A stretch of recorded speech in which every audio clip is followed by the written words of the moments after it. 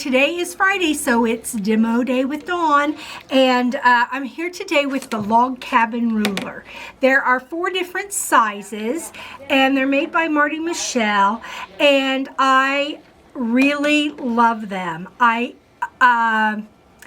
think the Log Cabin quilt block is probably one of the most favorite cherished blocks that there are, and it's really good for beginners because it's just straight cutting. There's no diagonal piecing, there's no inset seams, there's nothing tricky about it. It's just strips, cut a certain width and cut a certain length, and the log, they call them logs, are just sewn together. So it's pretty easy. But figuring out the sizes of the logs is not that easy.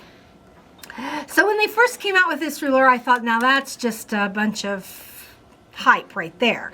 Because who needs a ruler just to measure log cabin strips, you know? You just get the pattern out, and it's got a big long list of all your cuts.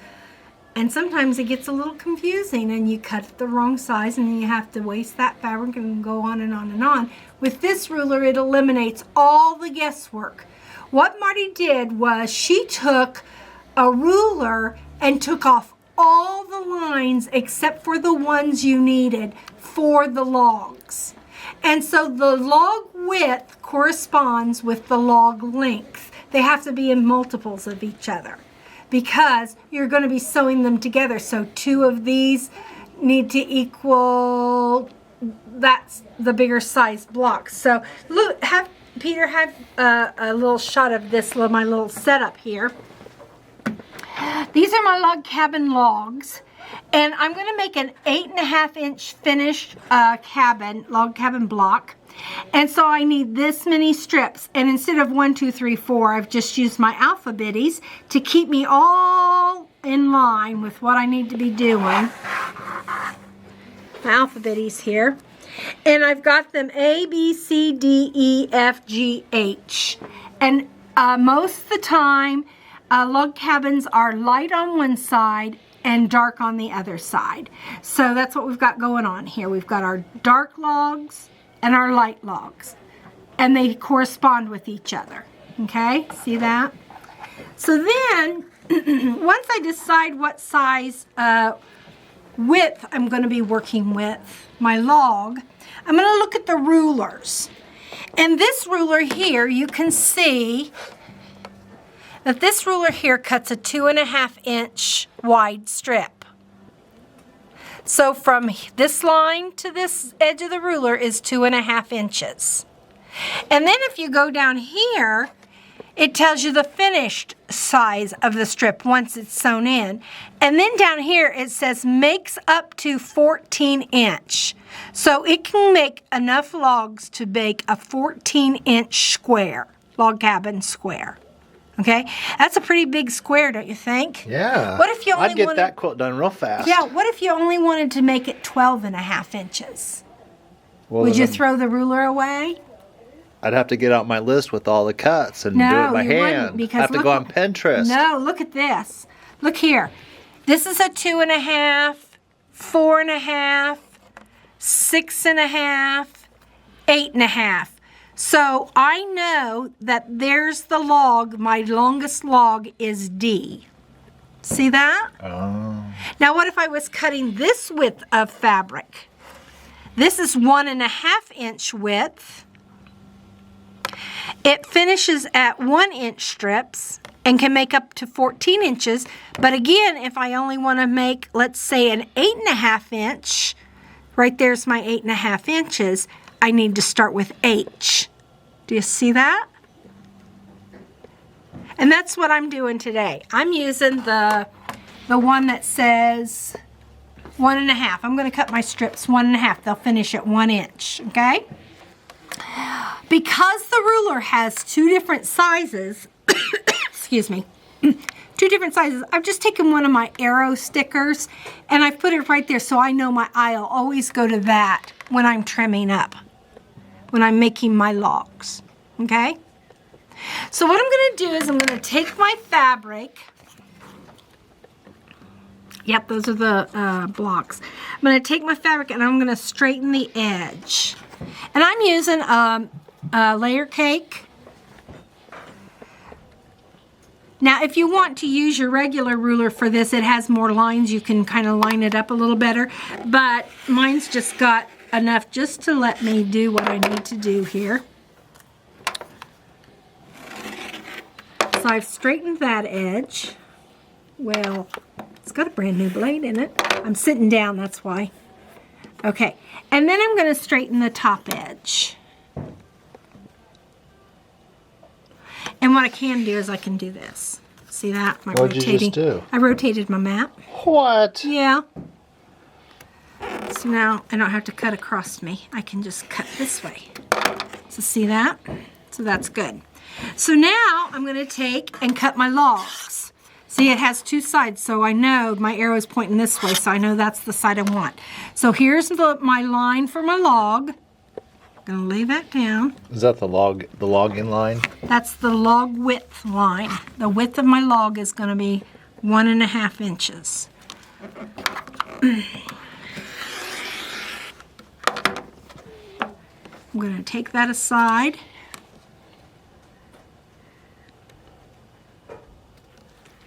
And I'm going to take this aside.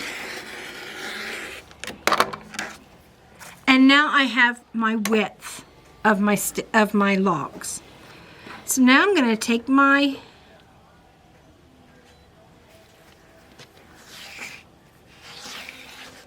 logs, and one at a time I'm going to look and see. Now look over here at my alphabetties again.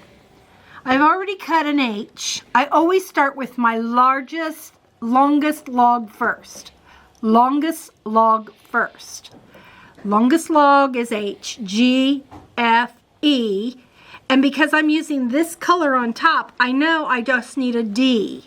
Okay? So let me cut a D real quick. Come back to my ruler. I'm going to lay it down. Here's my D.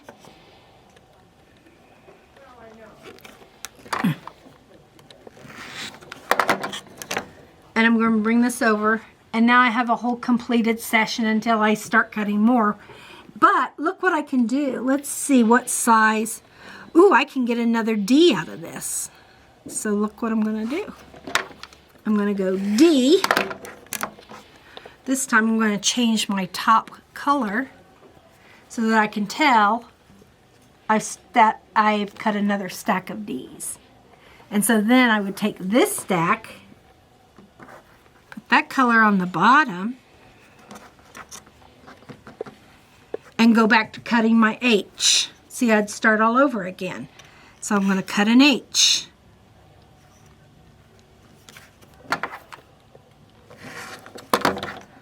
And I can't cut anything out of that for my log cabin. I'm going to put this where my H is. And now I can tell I have an H and a D cut. So the next thing I would cut would be a G. And I probably could get a G and a C or a B. See that?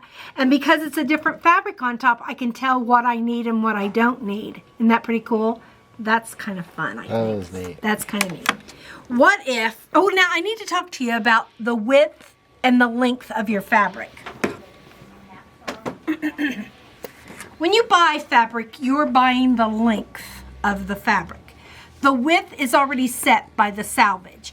It's from selvage to selvage. I just learned that it's not salvage, S-A, it's S-E. I don't know how many of you guys know that, but my good friend Jennifer taught me that it's selvage, not salvage, which I've always said salvage, but now I'm going to say selvage, okay? So when you buy fabric, there's a selvage on both ends, and that is the width of the fabric. The length is how much of it you buy. So this is how many inches in length. This is 18 inches, so this is a half a yard of fabric if it weren't cut in half. This is almost a fat quarter. Right there's a fat quarter, okay? So let's say I'm going to cut this length of fabric. I want to cut all my strips length of fabric. The reason being is it's stronger. It's the length is stronger. The width is stretchy. Okay? So the length is what I want to cut. Now, I've straightened my edge, but look, oh boo-boo, my fabric, I've got let's pretend I have 4 different lights underneath me, okay? But now my ruler's not long enough. Am I gonna have to go get another ruler? Call a friend. Call a friend. Am I gonna have to butt 2 up together? I'm just gonna get my standard ruler, a standard cutting ruler that I've used for everything. I've straightened my edge. I'm gonna take my ruler, I'm gonna lay it down on the line that I've been cutting all this time. I'm gonna scoot that up until it's even. I'm gonna move that and I'm gonna cut.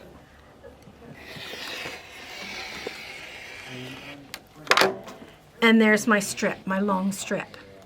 So again, I'm going to, this is my light side of my block.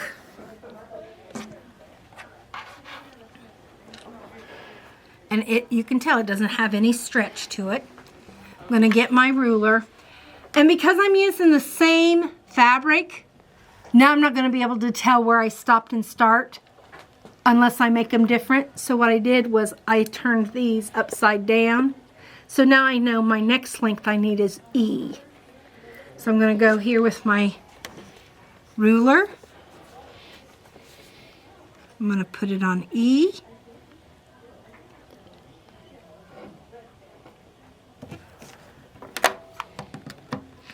Cut an E. Put that pile on upside down. Now I need a D.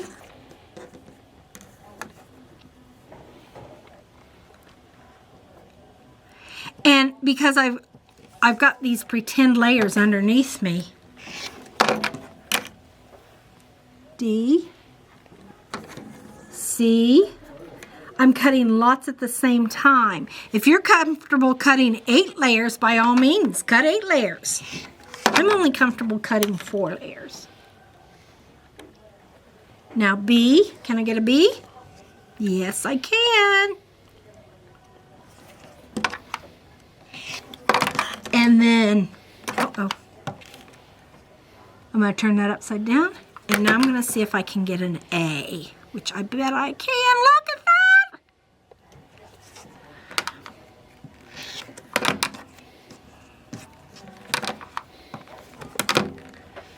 So there you go. I'm going to put that upside down because then I know I've got. So now, all I need now is to come back with my other strip sets and cut these. Now A is going to all be the same color. So what I did was I just took my A fabric and I cut a bunch of strips of the A fabric and I'm just going to stack them up 4 high and I'm just going to cut more A's, okay, all at once. So that makes it really, really easy to cut your log cabins. If you've ever seen one of those log cabins that either turns and twists like this or is in a complete circle, what causes that is 2 different widths of logs. And there's a formula that you have to know in order to get the logs to work out because they have to be in multiples of each other. Well, it just so happens Marty's just as smart as a whip and she knows how to do that. So she made this ruler set. These 2 strips are the size strips you need to make a curved log cabin. These 2 coordinate with each other. These 2 coordinate with each other. And these 2 coordinate with each other. So that's pretty cool. She does have a new one out that's a 10-inch just for those pre-cuts. And it just has one size. One size log. And then the widths of the log. So if you do a lot of those 10-inch pre-cuts and you want to make log cabins out of them, that would be the ruler to have because then you didn't have to mess with anything else. It's quite a bit smaller and very convenient. So now it's time to sew your logs together, right? So we're going to look at the ruler. And it has a little diagram on the rulers. And it has the alphabet. Just like I have my alphabetties, it has this alphabet. So I'm going to take my fabric, and I'm going to take the 2 A's, and I'm going to sew them together. Now here's my center, and it's dark. And my next A, oh, this one's going the wrong way. Sorry, I was doing this one. Okay, so here's my A's, my 2 A's, my A and my light A. Dark A, light A. Now I'm going to sew B. Well, do I sew it on this side or do I sew it on this side? Well, my diagram's going to tell me. I'm going to sew it on the top, and this one down here tells me it's light. See that? It's a light strip. So I picked up my B strip and I sewed it to the top. Then I have to sew the next B strip on, and look, it's dark, and my little diagram here tells me it's dark. So light, dark. Light is the next one, which is going to be, oh no, dark's going to be our next one. So I'm going to pick up C, my dark C, and I'm going to sew it on. See how it told me that? And now here's my other C, which is a light C, and because my alphabetties are telling me which ones are A, B, C, and D, if this one had its seam allowance sewn in, then that would fit perfectly. And because you've pre-cut your strips, it's keeping your block square. All the time your block is going to be square. Because if you put this up here and it doesn't match up, you're 1/4 inches off. It should match up exactly. And then you just sew it on. I like to open my seams. I think it makes it lay flatter. But anyway, so far I've put on A's and B's. Once I've put on the B's, then I don't have to look at the chart anymore because I've got a little tip for you. Is this the pro tip? This is the price of admission, Peter. Say it. Man, this is going to be worth... Well, I have to hear it first to determine whether it's going to be worth the price of admission. Oh, you get to determine. Okay, I thought I was determining it, but if you're going to determine it, that's awesome. So... We'll have to hear it first. When I sewed these two together, it left one seam out here. Then I sewed this one on, and it left one seam. So I have to look at my chart when I'm sewing it up to this far. But the next one has 2 seams. Do you see that? Mm-hmm. So I know that that's the side I'm going to sew. And so now this one has 2 seams. So that's going to go there. See that? And then my next one is going to be D. And it's going to go there because there's the 2 seams. What? And then the next one has 2 seams and it's going to go there. And when the seam allowance is sewn in, these fit. Okay? Yep. But because you follow the 2 seam rule, after you get it this far, after the B, once you start on C, you can just look at this 2 seams. So you go dark, dark, light, light, dark, dark, light, light, all the way around. Until you got a whole quilt. Until you've got 8.5 inches, till you've used up all your A, B, C, D's and E's, F, G's, H.